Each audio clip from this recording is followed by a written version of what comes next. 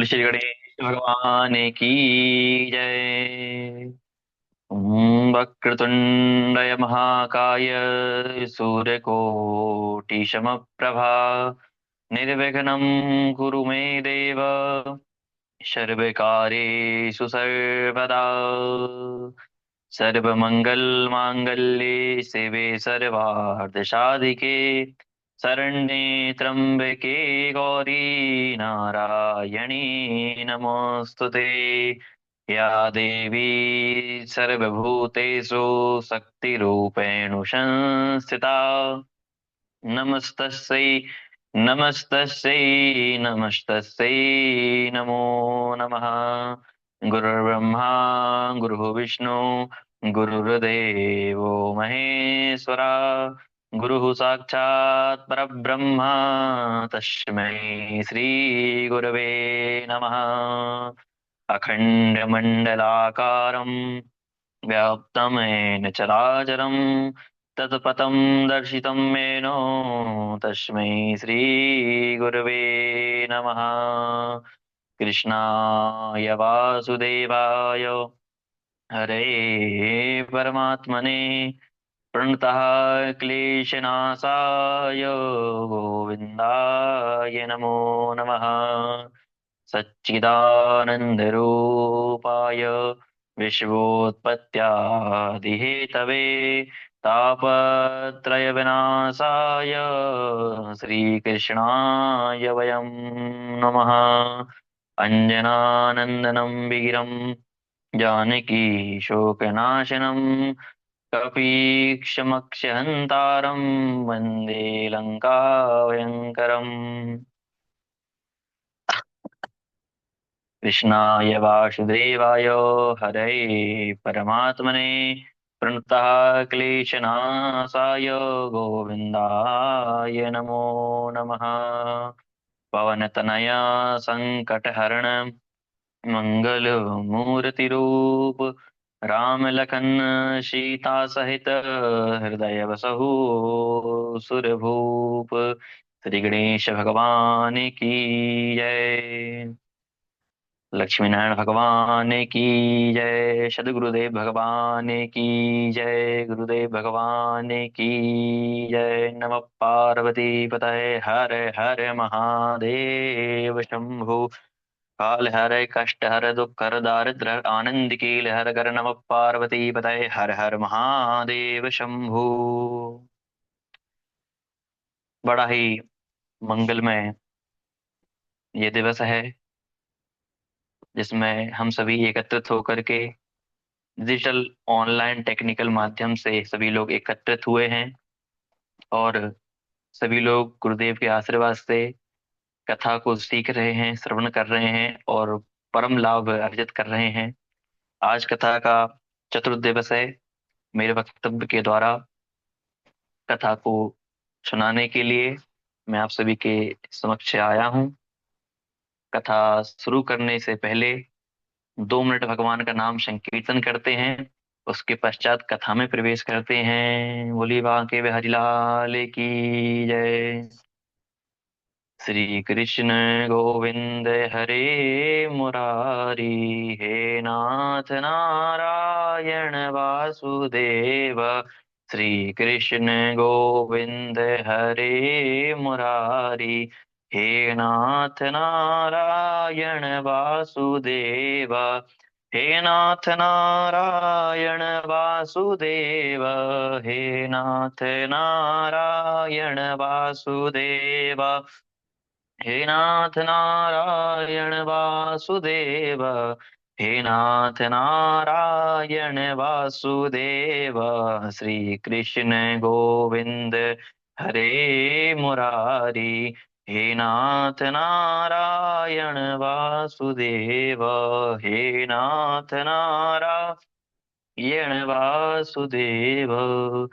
बोली बांके बिहारी लाल की जय। अकारण करुणा वर्णालय सच्चिदानंद स्वरूप जगत के पालनहार जगत के नियातक तीनों तापों का हरण करने वाले आदि दैविक आदि भौतिक आध्यात्मिक तीनों तापों का हरण करने वाले भक्तों की रक्षा करने वाले सत्यनारायण भगवान, जगत के पालनहार, जगत के रचयिता भगवान श्री कृष्ण के चरणों में नमन। उनकी वांगमय स्वरूप श्रीमद् भागवत महापुराण के चरणों में नमन। गुरुदेव के चरणों में नमन। आज कथा हम चतुर्दिवस की स्मरण करते हैं, जिसमें भगवान का नामकरण एवं माखन लीला है। बोली माँ के बिहारी लाल की जय। कई लोग पूछते हैं कि गुरुजी, कथा शुरू करने से पहले नाम संकीर्तन क्यों जरूरी है। तो भैया, कथा शुरू करने से पहले नाम संकीर्तन उसी प्रकार जरूरी है कि जिस प्रकार हम कोई नया मोबाइल या नई गाड़ी खरीदते हैं, उसमें सबसे पहले कागजी कार्रवाई होती है, तब हम उसके उत्तराधिकारी बनते हैं उस चीज को उपयोग करने के। ठीक इसी प्रकार जब हम कथा पांडाल में प्रवेश करते हैं, तो हम भगवान का नाम संकीर्तन करते हैं, जिससे हम कथा सुनने और सुनाने के योग्य बनते हैं। इसीलिए नाम संकीर्तन जरूरी है। बोलिए वहां के बिहारी लाल की जय। एक भक्त ने पूछा कि महाराज जी, ये बताइए कि सुखदेव कौन है और परीक्षित कौन है। एक छोटा सा प्रश्न करा, तो कि गुरु जी एक वाक्यांश में ही उत्तर दीजिएगा, सुखदेव कौन है और परीक्षित कौन है, और इतनी बड़ी भागवत कैसे चल रही है, इसका उत्तर बताइए। तो हमने कहा, भैया, जो सभी को कथा सुना करके भगवान के कथा रसामृत का बोध कराते हैं, वह सुखदेव हैं। और जो सुखदेव की भी परीक्षा ले लेते हैं प्रश्नों द्वारा, पूरी कथा में परीक्षित द्वारा, परीक्षित जो है सुखदेव की परीक्षा ले लेते हैं, वह परीक्षित हैं। यही सुखदेव परीक्षित हैं। एक वाक्यांश में उत्तर दिया। वह भी खुश होके चले गए। यजमान जी बोले, बढ़िया है गुरु जी ये बात तो। अब आते हैं आज की कथा पर। बोली वहां के बिहारी लाल की जय। गर्गः पुरोहितो राजन् यदूनां सुमहन्तपः व्रजं जगानन्दस्य वासुदेव प्रवेदितः। एक दिन की बात है। मथुरा में वासुदेव ये दिन गिन रहे थे। दिन गिनते गिनते पता नहीं लगा कि कब एक साल बीत गया। उन्होंने कहा कि एक साल बीतने को हो गया है, पता नहीं मेरे लाला का क्या नाम रखा होगा। और ऐसे ही इच्छा करके एक बार अब है अपने कुलगुरु गर्गाचार्य के पास पहुंच गए। गर्गाचार्य जी के पास पहुंचे हैं, उनसे विनम्र निवेदन किया कि मेरा लाला जो है वह एक साल का हो गया है, आप उसका नामकरण कर दीजिए। परंतु वह कहने लगे कि हम कर तो देंगे, परंतु यदि हम नंदगांव जाएंगे तो कंस को शक हो जाएगा कि भैया यहाँ कुछ तो गड़बड़ है। और ऐसा ही हुआ कि जो गर्गाचार्य थे, उनके आश्रम में वसुदेव कई बार जा चुके थे। तो सैनिकों ने जब देखा कि कंस को बतलाया कि आपके जो वसुदेव बहनोई हैं वह गर्गाचार्य के आश्रम में कई बार जा रहे हैं, तो कुछ गड़बड़ है। तब कंस का माथा ठनका तो कि ठीक है, पता लगवाते हैं क्या गड़बड़ है। अब गर्गाचार्य जी से अनुरोध करा है वासुदेव ने कि आप बढ़िया हमारे पुत्र का नामकरण कराइए नंदगांव जा करके। परंतु गर्गाचार्य कहते हैं कि वसुदेव कर तो देंगे, लेकिन समस्या यह है कि यदि यह बात कंस को पता चल गई तो अफरा तफरी मच जाएगी। तो वसुदेव कहते हैं कि नहीं नहीं, यह बात किसी को पता नहीं चलेगी। आप जो है नंद बाबा से कह देना कि नामकरण में कोई नहीं रहेगा, केवल आप गौशाला में नामकरण कर देना। इतना कहने के बाद गर्गाचार्य जी बोले, ठीक है, जो है हम जाते हैं। वह अपने सभी के साथ वह वहां पे नंदगांव पहुंचे हैं। नंदगांव में पहुंचने के बाद उन्होंने नंद बाबा से मिले। नंद बाबा ने उनका स्वागत किया। स्वागत सत्कार करने के बाद उन्होंने कहा कि हम जो है रोहिणी के पुत्र का नाम संस्कार करने के लिए पधारे हैं, तो आप हमें वहां ले चलें। तो नंद बाबा कहते हैं कि अभी तक मेरा छोरा भी एक साल का हो गया है, परंतु उसका कोई नाम मैंने भी नहीं रखा है, तो यदि आपकी कृपा होगी तो आप उसका नाम भी रख दीजिए। परंतु गर्गाचार्य कहते हैं कि देखिए, आपके कुलगुरु सांडिल्य हैं और आप उनसे ही उनका नामकरण करवाइए। परंतु सांडिल्य जी भी कह रहे हैं कि महाराज जी, आप हमारे बड़े भाग्य हैं जो आपके द्वारा इन दोनों का संस्कार, नामकरण संस्कार होवेगा। नामकरण संस्कार की महिमा जो है बहुत अनंत है। हमारे हिंदू धर्म, सनातन धर्म में 16 प्रकार के संस्कार बताए हैं। जिनमें से एक नामकरण है, कर्ण भेदन इत्यादि भी हैं, और मुंडन इत्यादि की संस्कार 16 संस्कार हैं। इसी प्रकार से नामकरण संस्कार बहुत महत्व रखता है। चलो ठीक है, मान गए गर्गाचार्य जी, मान गए कि ठीक है हम तुम्हारे छोरे का नाम भी रख देंगे। उनका घर आगमन होने लगा। नंद बाबा दौड़ करके देवकी के पास पहुंचे। नंद बाबा जो है दौड़ करके अपने महल में पहुंचे हैं, और कहा कि देखो यशोदा, हमारे जो है ग्राम में महाराज जी पधारे हैं, बहुत ही उच्च कोटि के महाराज जी, इनके ज्ञान भी बहुत है। हम इनसे, नामधारी संत विख्यात हैं, हम इनसे अपने दोनों पुत्रों का नामकरण करवा लेते हैं। दोनों का ठिकाना नहीं रहा, दोनों माताएं खुशी हो गईं। परंतु जो माता यशोदा थी, उन्होंने कहा कि ऐसे तो कई संकट मेरे पुत्र पर आ गए हैं, पता नहीं कौन गुरु घंटाल आ गया है, चलो इसकी परीक्षा लेते हैं।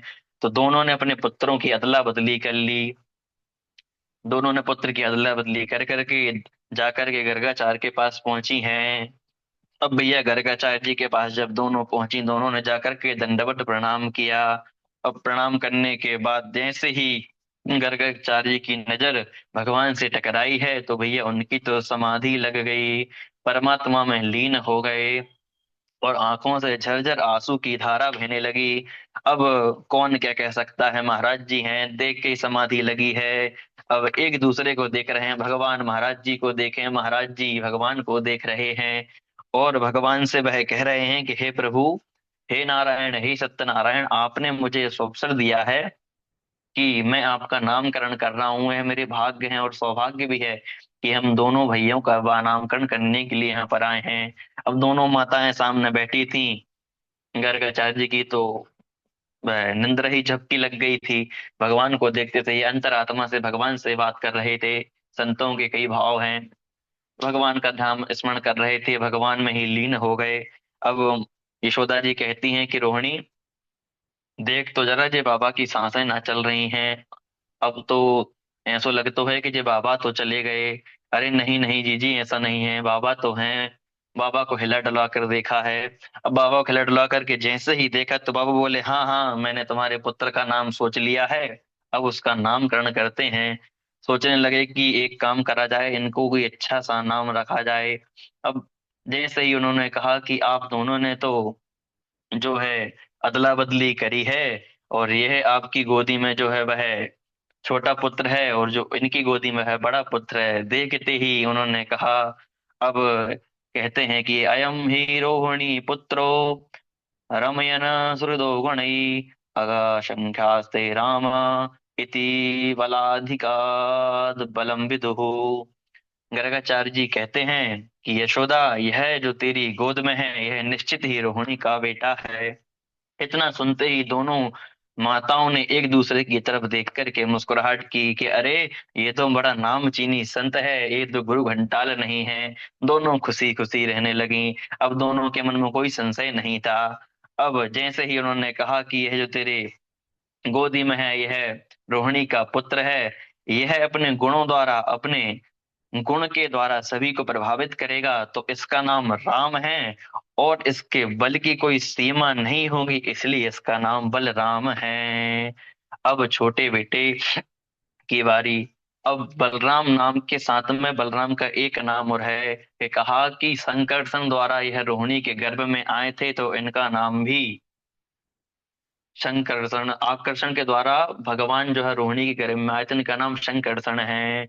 बोली बलदाओ भैया की जय। अब आती है कन्हैया जी की बारी कि इसका नाम भी बताइए। तो बाबा कहने लगे कि बाहुनी शंति नामानि रूपाणि च शतश्चते गुण कर्माणि रूपाणि तन्यहं वेदनो जनः। यशोदा मैया हाथ जोड़कर बोली कि हमें हजारों नाम में से मतलब नहीं है बाबा, आप तो केवल एक ऐसा नाम बताइए जो केवल हमारी कहने में जीभ पट जावे, क्योंकि हम तो इतने पढ़े लिखे नहीं हैं। तो नंद बाबा कहते हैं कि इसका नाम मात्र एक ही रखता हूँ, जो तुमको सुनने में भी उचित है और कहने में भी अच्छा लगेगा। परंतु मैया कहती, हम तो पढ़े लिखे नहीं है, कि ठीक है, नाम तो बताओ। भगवान गर्गाचार्य जी का नाम रखते हैं श्री कृष्ण। बोलिए कृष्ण भगवान की जय। भगवान का नामकरण श्री कृष्ण हो गया। अब नामकरण हो गया तो माता ने पूछा कि हम तो ज्यादा पढ़े लिखे नहीं हैं, पर ठीक है जो भी है। अब यह बताइए देख कर कि यहाँ पर हमारे लालक पर बहुत से संकट आए हैं, कौन सी ग्रह दशा चल रही है और ये आगे चल कर के क्या बनेगा। तो गर्गाचार्य कहते हैं कि मैया, जो सारे ग्रहों के राजा हैं उन पर क्या ग्रह दशा चल सकती है, और ये बड़े होकर के महाचोर बनेंगे। तो मैया कहती हैं कि अरे ऐसे कैसे चोर बनेंगे, हमने उसको चोर थोड़ी बनाना है। तो कि अच्छा क्या चोरी करेगा।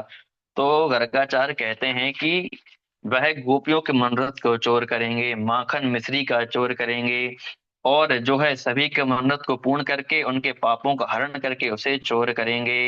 इतना सुनते ही दोनों मैया खुशी से भीतर चली गई अपने बालकों को लेकर के। परंतु यशोदा जी जो थी, उनके मन में तो एक ही बात रही कि इतना बड़ो नाम रख दियो, मुझसे तो बुलवाएगी नहीं, कृष्णा कृष्णा में तो जीभ ही नहीं पलटेगी। तो वह तो कहने लगी कि मैं तो बलराम को बलुआ और कृष्ण के नाम को कलुआ बुलाऊंगी। माताओं ने नाम बिगाड़ने की पुरानी परंपरा चली आ रही है, जो आज भी निहित है। बोलिए राधे राधे। अब भैया भगवान का नाम बलुआ और कलुआ हो गया। अब इसी प्रकार दोनों के नाम रख दिए और भगवान पर नामकरण लीला समाप्त होती है। बोली बाल कृष्ण भगवान की जय। अब भगवान थोड़े बड़े हो गए, माखन लीला की बारी आती है। एक दिन की बात है, मैया ने दोनों का श्रृंगार करा, खूब सुंदर सुंदर वस्त्र पहनाए और दोनों के पैर में पैजनियां पहनाई। मैया दोनों को चलना सिखा रही हैं, छम छम पैजनियां बाज रही है। मैया अपने छोड़ करके जो है काम में लग गई, और भगवान घुटैया घुटैया चल करके मिट्टी इत्यादि में जाकर के फिर से मलिन हो गए। अब मैया ने आकर के दोनों को डांट लगाई, दोनों को फिर से नहला करके दोनों को फिर से तैयार कर दिया। अब भगवान थोड़े और बड़े हुए तो उन्होंने फिर एक लीला करी। दोनों तैयार होकर के बलदाऊ और भगवान कृष्ण जा रहे थे। एक दिन मैया ने दोनों को अच्छा तैयार कर दिया और दोनों से कहा कि तुम यही अपनी खेल क्रीड़ा करो, मैं अपने घर के निज काम को संपूर्ण करके आती हूँ। अब इतना कहते ही दोनों ने अपनी लीला बतानी चालू करी। एक दिन दोनों तैयार थे और जा करके गौशाला में पहुंचे हैं। अब जब गौशाला में पहुंचे तो वहां जाकर के देखा कि नंदी महाराज बैठे हुए थे, बहुत सीधे नंदी थे। दोनों जाकर के नंदी महाराज के एक इस तरफ एक उस तरफ जाकर के बैठ गए, और जाकर के एक ने इस सींग को पकड़ लिया और एक ने उस सींग को पकड़ लिया। दोनों नंदी महाराज के सामने, अभी जब तक नंदी बैठे थे तब तक दोनों बड़े थे, और जैसे ही नंदी महाराज खड़े हुए तो दोनों दोनों लटक गए, दोनों सींगों पर दोनों ही लटक गए। अब तो भैया देखने लायक दृश्य था। दोनों जब सींग पर लटक गए तो नंदी महाराज ने कहा कि चलो आपको गोकुल की ही सैर करा देते हैं। नंदी महाराज खड़े हो गए हैं और दोनों भैया बचाओ मैया चिल्लाते जा रहे हैं। और जो है नंदी ने पूरे गोकुल की सैर करा दी। बहुत दौड़ते भागते फिर से लौट करके अपनी गौशाला में आ गए। अब गौशाला में आ गए कि देखा कि इनको कहाँ छोड़ना है, तो जहां पर मैया गोबर इकट्ठा करती थी गोबर रखा हुआ था, नंदी ने जो है दोनों को वैसी गोबर में पटक दिया। अब दोनों उसी गोबर में खेल रहे हैं। दोनों खेलते खेलते दाऊ जी ने कहा कि कृष्णा, इस जो जो है इस गोबर को लगाने से गोरे होते हैं। तो भगवान ने कहा कि अच्छा गोरे होते हैं तो ठीक है भैया, गोरे हो जाते हैं। दोनों ने एक दूसरे को गोबर का लेप कर दिया। अब मैया आई, जैसे ही देखा कि दोनों गोबर में लथपथ हैं, मैया ने कहा कि अरे दारी के, तू का पिछले जन्म में चोर रहो है और पिछले जन्म में सुअर रहो है, तो ऐसो गोबर में खेल रहो है। और जैसे ही ये बात सुनी कि सुअर रहो है, तो कृष्ण भगवान दाऊ जी से कहते हैं कि देख लो हमारी मैया हमको पहचान गई, क्योंकि हमने पहला बारहा अवतार जो लिया था। अब इतने सुनते ही दोनों को मैया ने डांट लगा करके उठा करके लेके आई, फिर से उनको नहलाया धुलाया, नवीन वस्त्र फिर से पहनाए, दोनों को डांट करके स्तनपान करा दिया और दोनों फिर से खेलने लगे। अब एक समय की बात है, अब धीरे धीरे दोनों बड़े होते गए, फिर से दोनों को माखन चोरी का शौक लगा। एक दिन सभी गोप ग्वाल भगवान बलदाऊ सभी लोग बैठे हुए थे। एक दिन की बात है, भगवान ने कहा कि हमारे जो यहाँ पर माखन होता है गोकुल में, वह तो मथुरा में चला जाता है सारा का सारा, और वहां के लोग शक्तिशाली हो रहे हैं, और ये देखो हमारे जो मित्र हैं वह टिड्डी और सूखे सूखे हो रहे हैं, इनको माखन खाने को नहीं मिलता। अब इतना सुनते ही कहा कि भैया अब तो हम भी हमारा माखन खाएंगे, भले चुरा के खाना पड़े। इतना कहते ही कन्हैया ने एक दिन मित्र मंडली को फिर से बुलाया, सभी की मीटिंग बैठी है, और कहा कि हमारा जो माखन है वह दूसरे राज्यों में, दूसरे देशों में जाता है, वहां के लोग तो उसको खा करके बढ़िया शक्तिशाली हो रहे हैं, और मधुमंगल सुदामा तुम देखो अपने आप में कैसे दुबले दुबले हो रहे हो, कैसे सूख रहे हो, तुम माखन नहीं खाते, दूसरा कोई खा रहा है। इतना सुनते ही सभी ने कहा कि अब क्या करें बताओ, सब माखन तो चला जाता है। अब मित्र मंडली में सभी ने कहा कि ठीक है, एक काम करते हैं, एक मंडल बनाते हैं जिसका नाम होगा गोपाल चौर विद्या प्रचार प्रसार मंडल। और सभी लोगों ने एक मंडल का गठन कर लिया और कहा कि सबसे पहले जाओ अपने अपने घर में चोरी की श्री गणेश करो। अब सबने बढ़िया डिसाइड कर लिया कि जो है चोरी करेंगे तो सबसे पहले घर में श्री गणेश करते हैं। परंतु सब पकड़ा गए, अगले दिन फिर से इकट्ठे हुए कि जो है सबने कहा कि कन्हैया हमसे तो चोरी ना हो पाएगी, और तू हमको काका नए नए ढंग से कर रहे हो है। तो भगवान कहते हैं कि अरे इसमें कहा है, चोरी करना कोई बड़ी बात थोड़ी है। जैसे ही इतना कहा तो ये कहने लगा कि अरे कन्हैया, हमारे बाप दादा ने हमें चोरी करनो ना सिखाओ है, तू हमें चोरी सिखा रहा है, दारी के पिटाई पड़ेगी। इतना सुनते ही भगवान हंसने लगे और कहते हैं कि ठीक है, मैं तुमको चोरी करना सिखाता हूँ, चलो गोपियों के घर। भगवान तो माखन लीला से सभी गोपियों के मनोरथ को पूर्ण करना चाहते हैं, इसीलिए इस लीला को रचा। अब धीरे धीरे एक गोपी के यहाँ पर गए, अब देखा कि माखन रखा हुआ है तो सभी लोग मिल करके माखन चोरी करे। देख लिया गोपी ने तो पिटाई लगाई, चिल्लाने लगी कि ये माखन खा गए हो, माखन खा गए हो। देखते देखते ऐसी लीला रची है भगवान ने।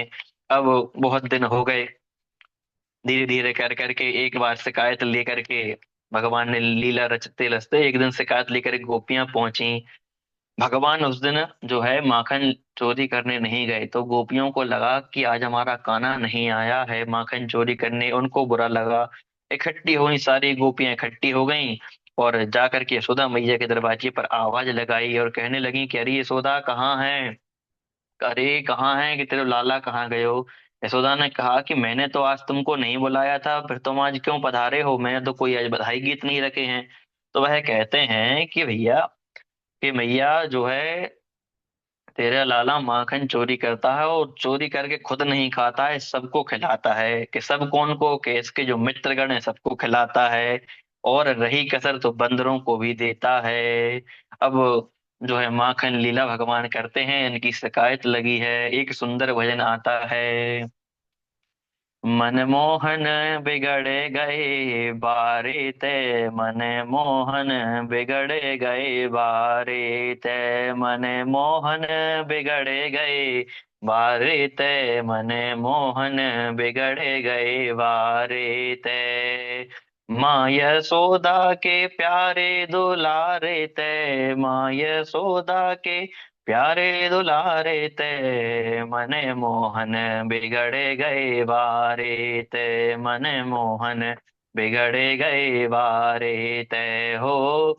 थोड़े दूध दही के लाने, थोड़े दूध दही के लाने, ओ थोड़े दूध दही के लाने, घर घर फिरत सकारे ते हो, घर घर फिरत सकारे ते, मन मोहन बिगड़ गए बारे ते, मन मोहन बिगड़े गए बारे तय, मन मोहन बिगड़े गए बारे तय। मैं दधि बेचन जाति वृंदावन, मैं दधि बेचन जाति वृंदावन, रोकत गैल सकारे तय हो, रोकत गैल अकारे तय, मन मोहन बिगड़े गए बारे तय, मन मोहन बिगड़े गए बारे तय, मन मोहन बिगड़े गए वारे तय। मटकी फोड़ी है बैया मरोड़ी, मटकी फोड़ी है बैया मरोड़ी चूरनकारी किनारे तय हो, चूरनकारी किनारे तय मन मोहन बिगड़ गए वारे तय मन मोहन बिगड़ गए बारे तय मन मोहन बिगड़ गए बारे तय मन मोहन बिगड़ गए बारे तय। गोपियां कहती हैं कि मैया तेरो लाला काफी बिगड़ गयो है, सुधर सुधार दे इसको। पहली गोपी आगे बढ़ी और बोली कि मैया जे मेरे, जब मैं गाय दुहाने जाती हूँ तो ये मेरे घर आता है और बछड़ों को पहले ही खोल देता है। तो मैया कहती हैं ये तो इसकी आदत है, जब मैं जाती हूँ तो भी ये बछड़े को खोल देता है। तो गोपी कहती है कि मैया जब मैं इससे बोलती हूँ कि बछड़े को खोल दे तो ये कहता है तुम्हारा नौकर नहीं हूँ, और जब मैं नहीं बोलती तो ये बछड़े को खोल करके भाग जाता है, वह पूरा दूध पी लेता है। अब दूसरी गोपी कहने लगी कि मैया ये तो कुछ भी नहीं, एक दिन की बात है, मेरी पुत्री घर पर सो रही थी और जा करके इसने करा क्या कि उसकी चोटी को पलंग में बांध दिया। और जब पलंग में बांध दिया और उसके कान में जाकर के कह दिया कि हौवा, और जैसे ही हौवा कहा है तो मेरी पुत्री जो थी घबरा कर उठी और धड़ाम से वहीं गिर पड़ी, क्योंकि उसकी चुटिया वहीं पर बंधी हुई थी। ऐसे ऐसे करता है ये। अब धीरे से कान्हा जी हंस गए तो सभी की गुस्सा शांत हो गया। यशोदा जी कहती हैं फिर और बताओ इसने क्या करा है। तब एक गोपी कहती है कि यशोदा तेरो छोड़ा तो बहुत ही बिगड़ गयो है, इसको सुधारने के लिए आए हैं। तो जो है यशोदा मैया कहती हैं लाला पर तो तुम्हारो भी हक है, तुम तो उसको डांट फटकार दिया करो। अब डांट फटकार की एक गोपी कहती है कि हमने इसको डांटने का खूब प्रयास करा, लेकिन जो ऐसी मुस्कान देता है कि हम सब सब कुछ भूल जाते हैं, गुस्सा उस्सा सब भूल करके हम इसको लाड़ करने लगते हैं। अब एक दिन एक गोपी कहती है कि मैया मैं तो उसको माखन खिलाने के लिए घर पे बुलाया कि कन्हैया आज माखन खिलाती हूँ, तो ये मुझसे कहने लगा कि हमारे घर का माखन नहीं भयो है, हम तेरे घर को माखन खाएंगे। भगवान ने ऐसे चढ़ा करके और वहां से भाग गए। ऐसे करके भगवान ने खूब लीलाएं रची हैं, खुद भी माखन चुरा करके खाया और गोप ग्वाल को भी खूब खिलाया। और एक गोपी कहने लगी कि ठीक है ये खाता है, इसके मित्रगण खाते हैं, लेकिन साथ में एक दिन क्या हुआ कि इसने एक जा करके आंगन में मटका रखे हुए थे, इसने माखन खा लिया, इसके मित्र गणों ने माखन को खा लिया। अब एक दिन मटके जो रखे हुए थे वह आंगन में सबने माखन खा करके इसने एक ऐसी आवाज निकाली कि देखते ही देखते वहां हजारों बंदर इकट्ठे हो गए और बंदरों ने सारा माखन खाया। अब बंदरों ने माखन खा करके वहीं पर मटकों को पटक दिया, सभी मटके फोड़ गए। ऐसे ऐसे ही करता है ये। और देखते ही देखते बंदर ने सारा माखन चट कर गए। हम्म, देख कर माँ जैसे ही चट कर गए तो यह बात उन्होंने बताई, मैया हंसने लगी। जैसे ही मैया ने पीछे पलट के देखा तो कन्हैया जी जो है बिल्कुल मासूम सा चेहरा बना करके मैया के पीछे खड़े थे। मैया का गुस्सा शांत हो गया। इतने में एक गोपी कहा कि अरे भैया मैं तो बहुत गरीब हूँ, मेरे घर गाय दूध ना है, लेकिन इसने धोखे से भगवान जाने कैसे मेरे घर घुस गया और कोना कोना छान मारा, खाने पीने को कुछ नहीं मिला। तो इसने जा करके पूरे जो है मेरे बर्तन भाड़े को फोड़ाया। ऐसे ऐसे एक उपद्रव करता है, फिर भी जो है और मुस्का के भग देता है, तो मेरा गुस्सा तो वहीं शांत हो जाता है। मैया ने कहा कि मेरे लाला की इतनी शिकायत आ रही है, मेरा लाला जो है बहुत बड़ा हो गया है, अब उसको थोड़ा डांट लगाना चाहिए। अब मैया ने जैसे ही डांट लगाने के लिए पीछे मुड़ी, कन्हैया जी ने मासूम सी भोली सूरत बना ली और देखते ही मैया का मन फिर से पिघल गया। सभी गोपियों से कहा है कि ठीक है गोपियों, अब जो भी हो गया ठीक है, उसने तो, मैं उसको डांट लगा दूंगी, अब वो बड़ा हो गया है अब नहीं करेगा। इतने में सारी गोपियां खड़ी थी, भगवान के दर्शन करे सभी लोग खुशी खुशी, भगवान की शिकायत करके जो गुस्से में आई थी वह भी खुश होकर के अपने घर को चली गई। और बहुत सुंदर भाव के साथ इस कथा का समापन करते हैं। धरी धरी भरे अति शोभित श्याम जो, तैसी बनी श्री सुंदर चोटी, खेलत खात फिरे अंगना, पाग पे जनिया बाजत पीली कछोटी, बाछबी को रस खान बिलोकत, भारत कम काल निधि कोटी, काग के भाग काग के भाग कहाँ करिए, हरि हाथ से लगाए माखन रोटी। अब ऐसे ही सुंदर भाव हैं। एक समय काग भुसंडी जी आए। मुसंडी जी ने कहा कि प्रभु, आपने राम अवतार में मुझको जूठन खिलाने की आदत डाल दी है, तो इस जन्म में भी कुछ दीजिए प्रसाद। तो भगवान कहते हैं कि अरे मुसंडी जी, यहाँ पर तो हमारा खुद चोरी कर करके काम चल रहा है, हम तुमको क्या खिलाएंगे। तो वह कहते हैं कि आप जो चोरी कर करके खा रहे हैं वही हमको खिला दीजिएगा। बोलिए बाल कृष्ण भगवान की जय।